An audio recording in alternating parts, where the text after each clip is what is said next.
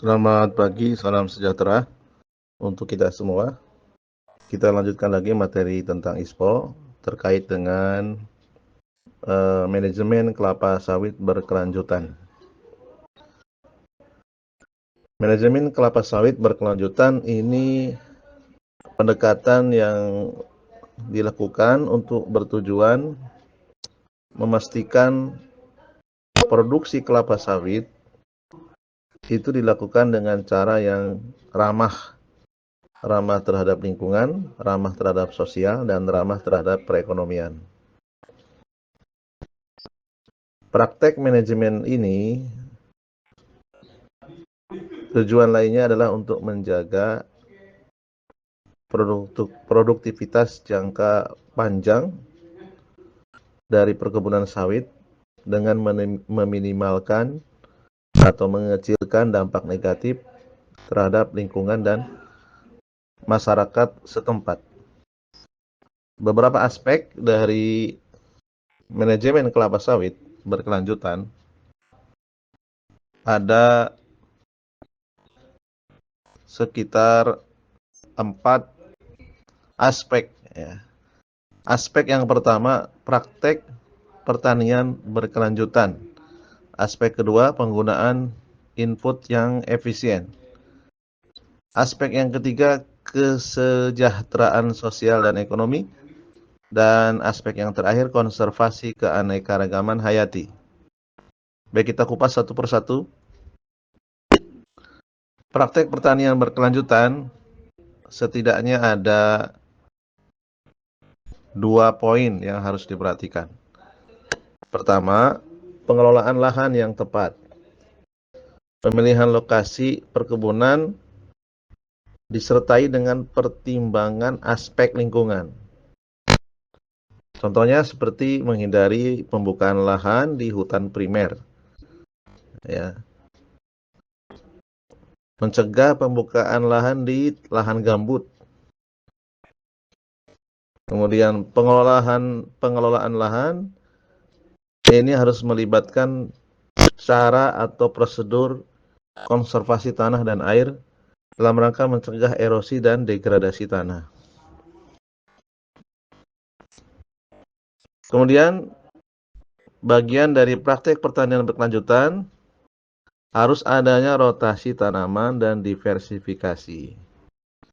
Jadi menerapkan rotasi tanaman dan diversifikasi tanaman untuk menjaga kesuburan tanah. Jangan sampai tanah itu ditanami dengan tanah yang seragam, tidak ada variasinya. Ini bisa mengurangi kesuburan tanah. Ya. Jadi tujuannya menjaga kesuburan tanah, mengurangi ketergantungan kepada satu jenis tanaman, dan ini bisa mengurangi resiko penyakit dan hama. Kemudian aspek yang kedua, penggunaan input yang efisien. Ada 2 penjelasan di sini. Pertama, pupuk dan pestisida. Pupuk dan pestisida yang digunakan harus efisien, dosisnya harus tepat, agar bisa mengurangi dampak negatif terhadap lingkungan. Dan juga praktek manajemen hama atau Pest Integrated Management ini diterapkan untuk mengurangi penggunaan pestisida kimia. Dan yang kedua, air dan energi. Ya.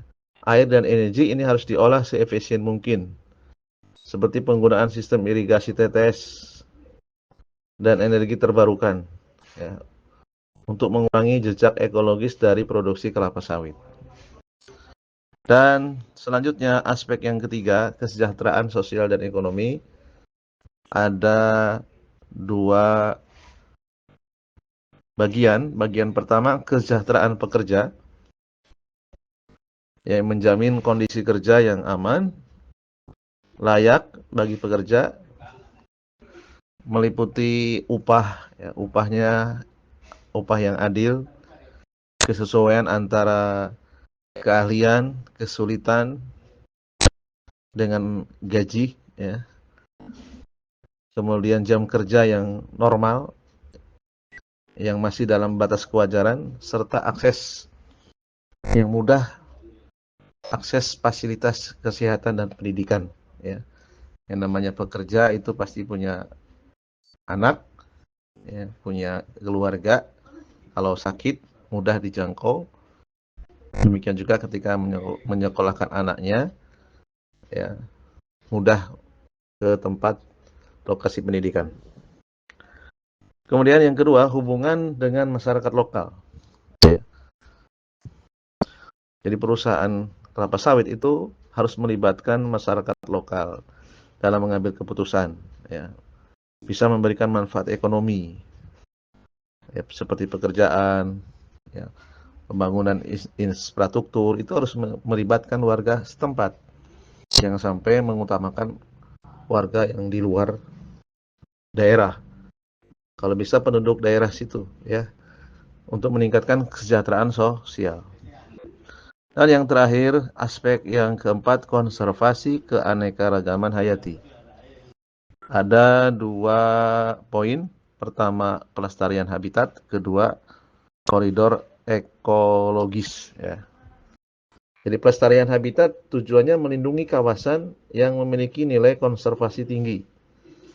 Ya, mencegah atau menghindari konversi lahan yang penting untuk keanekaragaman hayati. Jadi perburuan hewan-hewan, penebangan tanaman-tanaman yang termasuk bagian dari keanekaragaman hayati ini tidak boleh dilakukan. Mungkin saja di situ ada hewan-hewan yang unik atau tanaman-tanaman yang unik, itu harus dilestarikan. Bisa jadi memiliki nilai ekonomi yang tinggi. Kemudian tentang koridor ekologis, tujuannya adalah memastikan bahwa satwa liar itu bisa bergerak bebas, ya, antara kawasan hutan yang terpetak-petak atau terfragmentasi. Jadi kita memberikan kesempatan kepada satwa liar untuk hidup bebas, ya, di area tertentu. Sehingga koridor ekologis ini betul-betul dibangun dan dipelihara. Mungkin ini saja dulu tentang manajemen kelapa sawit berkelanjutan. Terima kasih sudah menyimak